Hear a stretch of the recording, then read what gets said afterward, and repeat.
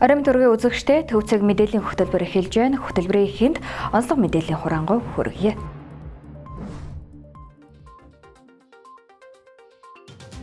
Сүхбаатар дүүргийн эрүүл мэндийг дэмжих төв шинэ салбараа нээлээ. Казахстан Европын холбооны хөрөнгө оруулагчид манай улсад айлчилж байна. Америк нэгдсэн улс Ираны ээлжид хэлэлцээ Катар улсад болох эсэх нь тодорхойгүй байна. Перу улсын ерөнхийлөгчийн сонгуульд Кейко Фужимори ялалт байгуулав. Япон улс визийн хураамжаа нэмэгдүүллээ. Сүхбаатар дүүргийн эрүүл мэндийг дэмжих төв болон орчин үеийн тоног төхөөрөмжөөр иж бүрэн хангагдсан шинэ салбар амбулатори нээлттэй хэллээ. Нээлттэй үйл ажиллагаанд ерөнхий сайд болон эрүүл мэндийн сайд, улсын хурлын гишүүд дүүргийн удирдлагуудын төлөөлөл оролцож, эмнэлгийн үйл ажиллагаа шинэ технологиудтай танилцсан байна. Тус дүүргийн хуучин амбулатори нь анх 1957 онд байгуулагдсан 900 орчим ам-метр талбайтай байсан бол шинээр ашиглалтад орж буй төв нь хүчин чадлын хувьд 2 дахин томорч орчин үеийн тоног төхөөрөмжөөр иж бүрэн хангагдсан байна. Энэ төв ашиглалтад орсноор Сүхбаатар дүүргийн 1-ээс 5 дугаар хорооны 30 мянга орчим иргэнд эрүүл мэндийн тусламж үйлчилгээ гэрт нь ойртуулж, лавлгаа шатлын эмнэлгүүдийн ачааллыг бууруулах ач холбогдолтой юм. Мөн өвдсөн хойно нэмчлэх биш, урьдчилан сэргийлэх, эрт илрүүлэг хийх, эрүүл амьдралын хэм маягийг төлөвшүүлэхэд чиглэсэн эрүүл мэндийн боловсролыг иргэдэд олгох нь тус төвийн гол зорилго гэдгийг эмнэлгийн удирдлагууд хэлж байна. Нээлттэй үйл ажиллагааны үеэр ерхий сайд засгийн газраас сэргэжүүлж буй эрүүл мэндийн салбарын шинжилэл болон чөлөөлийн бодлогыг онцлсан юм. Тэрээр хийсэн үгэндээ саяхан ашиглалтад орсон эмийн лабораториор дамжуулж, эмийн чанарыг шинжлэх, чанаргүй эмийг жагсаалтаас хасах, өдөр тутам хэрэгэлдэг эмийг даатгалаар хөнгөлөх ажлыг эхлүүлснийг дурдлаа. Өвдсөн хойно нь харамсаж суух биш, одоо урьдчилан сэргийлэх амбулаторийн үйлчилгээ гэдэг бол нэн чухал асуудал. Тэгээ миний бие одоо ерөнхий сайдаар томилогдоод энэ 80 хоногийн хугацаанд бол олон жил гацсан асуудлыг бол бас одоо гараанаас нь гаргаж одоо гацаанаас нь би чөлөөлж байгаа. Тийм ч учраас засгийн газрын дэвшүүлж байгаа энэ чөлөөлийн хэмийг санаачлах бол үр хүүхдүүдээ мэдлэг ур чадварын хоцрогдлоос чөлөөлөх.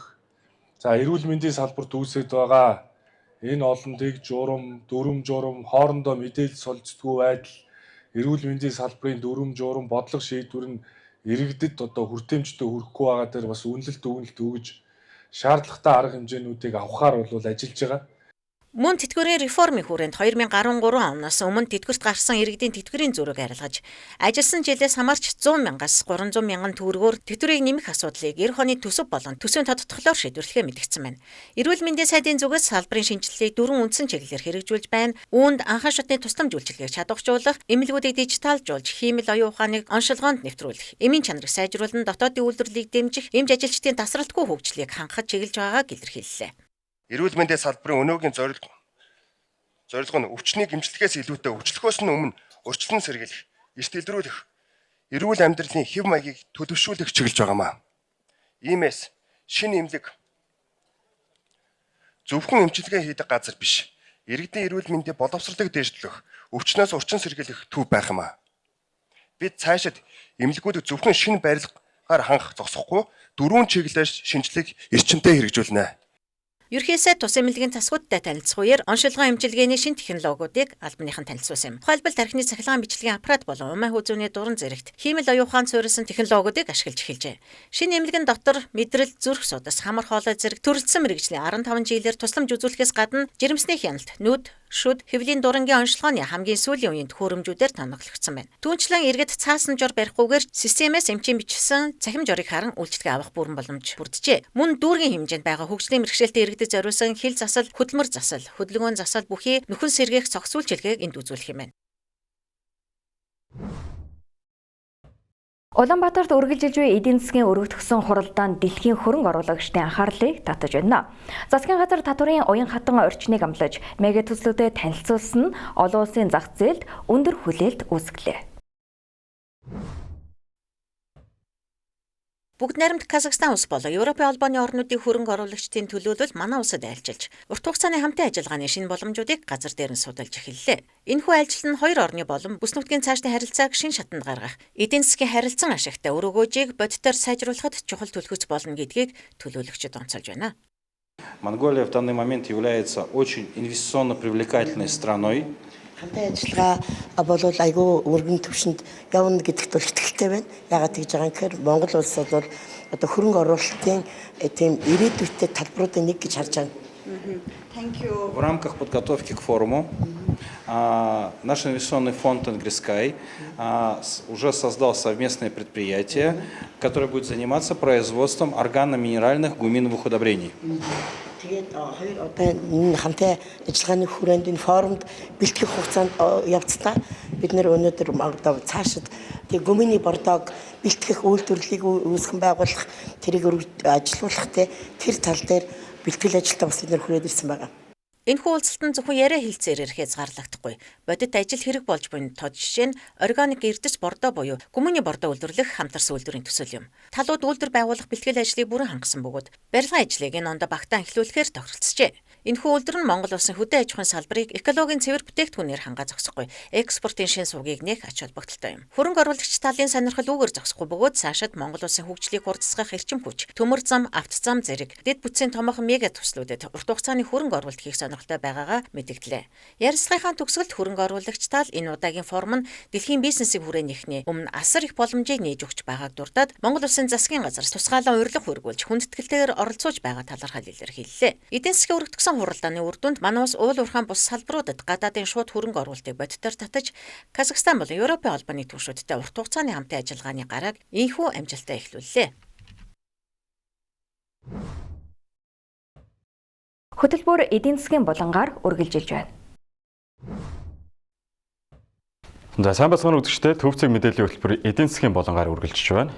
Энэ удаад Монгол банкны мөнгөний бодлогын хороо өнгөрсөн 7 хоногийн 23-наас 24-ний өдрүүдийн ээлжид хурлаараа бодлогын хүүг 12% хэвээр гаргах хадгалах шийдвэр гаргасан. Тэгвэл энэ удаагийн эдийн засгийн буланда ер нь мөнгөний бодлогын хүү гэж юу юм?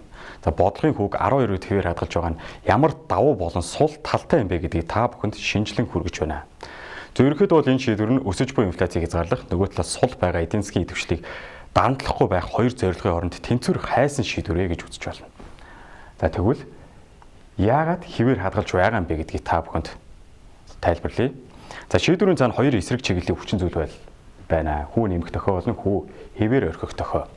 За нэг талаас инфляц өндөр 5 дугаар сарын байдлаар жилийн инфляц улсын хэмжээнд 11.2%, Улаанбаатарт 11% хүрсэн нь та бүхний харж байгаачлан Монгол банкны зорилтод 6%-аас маш хол давсан түвшин байна. За энэ нөхцөлд ерөнхийдөө хүүг нэмэх тохиол болдог. За нөгөө талаас суурь эдийн засаг сул хэвээр байна. За бид бүхний сайн мэдгээр уул уурхай тээврийн салбараас бусад салбарын идэвхжил намдсан суурь инфляц харьцангуй бага байна. За энэ хүү нэмэх шаардлагагүй ч байж болох юм гэдгийг харуулж байна. Зарим Монгол банкны дүгнэлтээр өнөөгийн инфляцийн өсөлт нийлүүлэлтийн шинжтэй төр зургийн шин чанартай гэж үзсэн. За өөрөөр хэлбэл мах шатхууны үний шок учраас эрэлт хит хаснаас болоогүй гэж үзжээ. За иймд хүүгээр хөргөх шаардлагагүй гэж Монгол банк үзсэн байна. За эдийн засгийн өсөлтгийг би та бүхэнд одоо дэлгэрэнгүй тайлбарлая. За 2026 оны эхний удирдал эдийн засаг одоогийн байдлаар 7.9%-аар өссөн байна. Гэвч энэ өсөлтийг голчлон нөгөө л нэг уул уурхай тээврийн салбар хариуцж байгаа бол бусад салбарын идэвхжил маш сул хэвээр байна. За энэ ерөнхийдөө нэг хөлтэй өсөлт гэдгийг илтгэж байна. За өргөн хүрээний эдийн засгийн эрүүл мэнд биш, харин нэг салбарын төр зургийн л амжилт гэж хэлж болох юм. За гадаад орчинд эерэг ба сөрөг хос дохио зэрэгцэн оршиж байна гэж хэлж болно. За ойролт орнуудын зөрчилдөөрөөс шалтгаалж газрын тосны үн өссөн, үүний нөлөө нь инфляцийн дарамт нэмэгдсэн. За харин бүгд найрамд хятад ард улсын эдийн засаг хүлээлтээс давж өссөн нь Монголын экспортод эерэг нөлөө үзүүлсэн. За мөн өнгөрсөн оны намраас хойш та бүхний мэдж байгаачлан алт зэсийн үн өндөр хэвээр хадгалагдж байгаа нь худалдааны нөхцөл сайжирч байгааг илтгэсэн. За харин Орос Украины зөрчилдөөн тодорхойгүй хэвээр байгаа нь эдийн засгийн эрсдэл одоо ч тогтворгүй хэвээр байгааг харуулсаар байна. За энэ хослсон дүр зураг нь Монгол банкны хувьд яаран хариу үйлдэл үзүүлэхгүй хүлээж ажиглах байр суурийг бэхжүүлсэн гэж хэлж болохоор байна.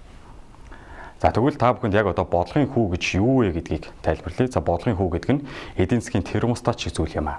За банкны зээл хадгаламжийн хүүг тодорхойлдог үндсэн хэрэгсэл. За хүү өндөр байвал зээлийн хүү өндөр болно. Хадгаламжийн хүү сайн болж иргэд илүү хэмндэг мөн хэрэглээ сулардаг. За улмаар инфляц буурдгаа гэж үздэг. За харин хүү бага байвал зээл хямд хүртээмжтэй болно. Мөн хөрөнгө оруулалт идэвхжиж эдийн засаг сэргийдэг. Гэхдээ инфляц хурдсаж болцсохгүй гэж үздэг байна. За Монгол банк хэвээр хадгалах гэдэг нь термостатыг өөрчлөхгүй орхих гэсэн үг. Зөвхөн учир нь нэг талаас өрөөг хөргөх, нөгөө талаас халаах хоёр шаардлага зэрэг тулгарсан тул дунд байр сууриас хазаахгүй байхаар шийдсэн Төв банкны энэхүү шийдэл юм аа. За эцэст нь дүгнээд хэлэхэд та бүхэнд Монгол банкын инфляцийг 2027 оноос 5% буюу 2.1% интервал тогтворжуулах зорилттой байгаа. За тэгвэл Монгол банкны 12% хэвээр хадгалах шийдвэр нь нэг талаас 11.2% өндөр инфляц, нөгөө талаас уул уурхайн бус салбарын сул идэвхжлийн хооронд олдсон тэнцвэрт шийдвэрээ гэж дүгнэж байна. За энэ инфляц эрэлт хэд хааснаас бус мах шатхууны нийлүүлэлтийн шокоос үүдэлтэй тул хүүгээр дарах шаардлагагүй гэж Монгол банк үзэж байгаа нь мэдээж ойлгомжтой. За гэхдээ энэ бол тогтсон шийдвэр биш. Харин нөхцөл байдлыг ажиглаж буй төр зүрийн зогсолт гэж үзэж болно. За зуншлахын байдал, малын халдвар төвчин эсвэл ойролт орнод Орос Украины зөрчилтөд удаан үргэлжилж дам нөлөөгөө хүлээлтээс илүү үзүүлвэл Монгол банк хүүгээ нэмэх шийдвэрлүү шилжих магадлалтай. За энэ дэргэд бизнес эрхлэгчдийн хувьд энэ тайван байдлыг удаан үргэлжлэх баталгаа гэж бус дараагийн хэдэн сарын дотоод гадаад үйл явдлаас шууд хамаарах төр амралт гэж ойлгох нь зүйтэй юм аа. За та бүхэнд эдийн засгийн болон хүргэлээ анхаарал хандуулсанд баярлалаа.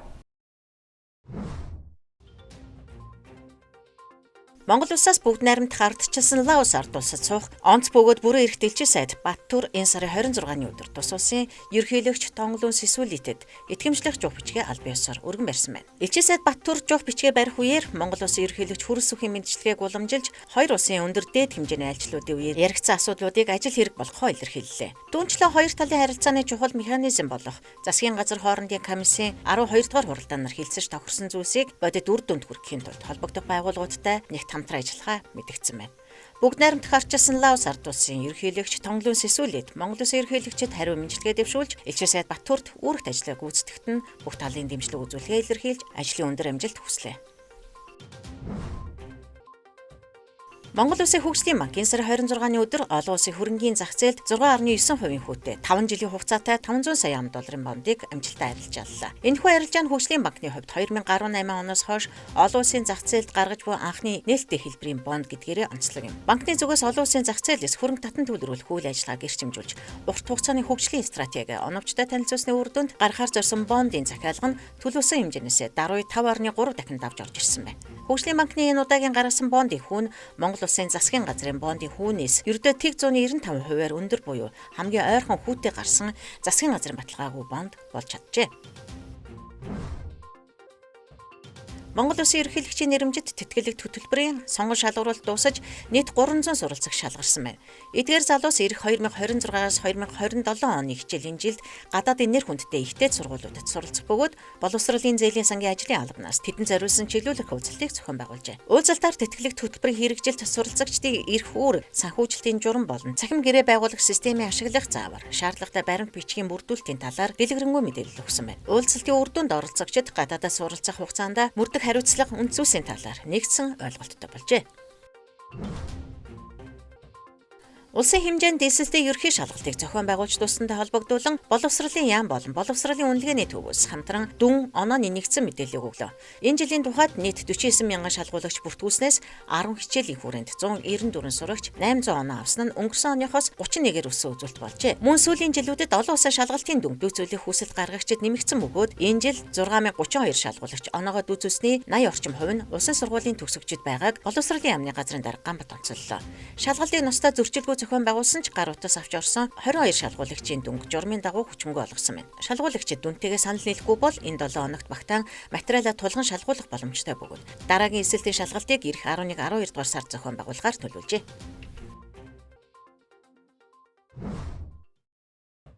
Үзэгч та бүхэн дотоод үйл явдлын мэдээллийг хүргэлээ үргэлжлээд гадаад мэдээнд анхаарлаа хандуулна.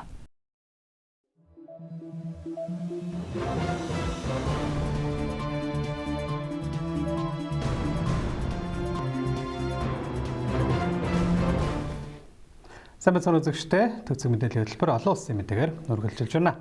Америк нэгдсэн улсын ерөнхийлөгч Дональд Трамп даваа гарагт өөрийн нийгмийн сүлжээний хуудасаар хийсэн дамжуулан хийсэн мэдээлэлдээ Ираны тал хэлэлцээ их хүсэлт тавьсан бөгөөд Америк Ираны уулзалт 30-ны өдөр буюу мягмар гарагт Катарын нийслэл Доха хотод болно гэдгийг мэдээллээ.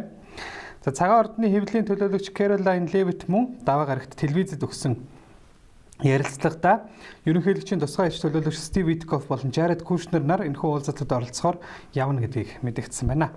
Америкийн албаныхны мэдээлж байгаагаар хоёр улс харилцан давталгаагаа түр зогсоож худалдааны хөлөг онгоцууд стратегийн өндөр ач холбогдолтой Ормын хоолоор дамжин өнгөрөх боломжийг олгохоор тохиролцсон бөгөөд Доха хотноо уулзаж Ормын хоолын асуудлыг голчлон хэлэлцэхээр төлөвлөж байгаа гэжээ.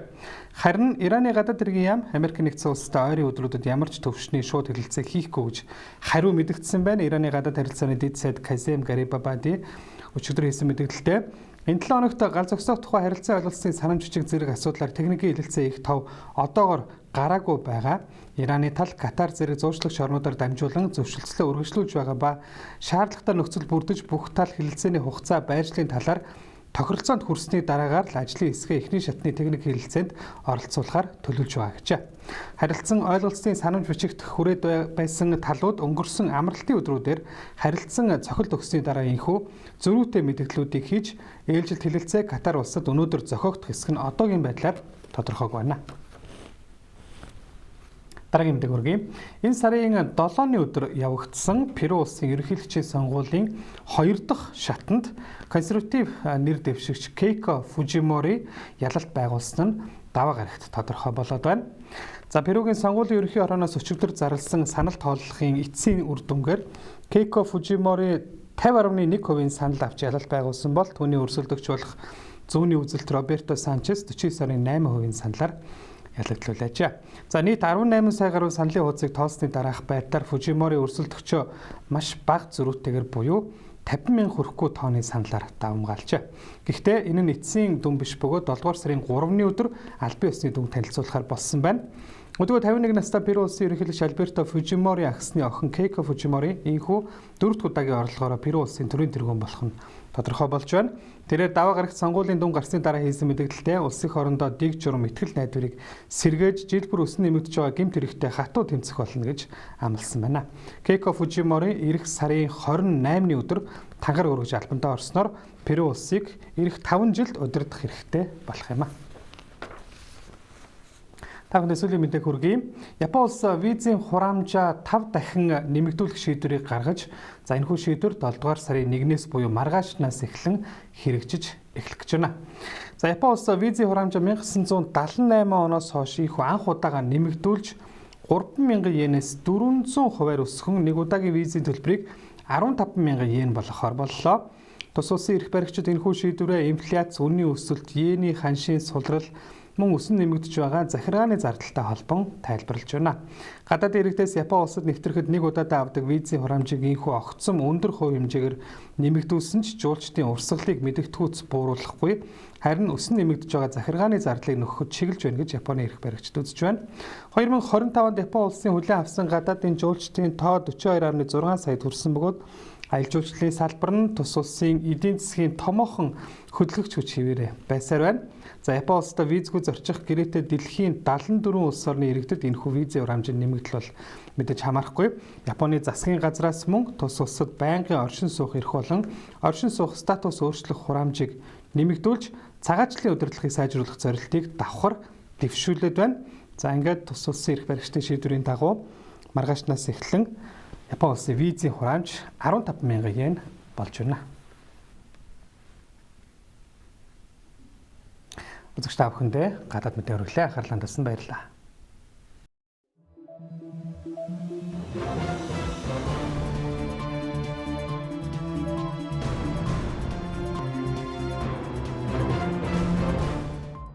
Төвцөг мэдээллийн хөтөлбөр энд хүрээд өндөрлөж байна. Анхаарлаа хандуулсанд баярлалаа. Баяртай үзэгчтэй.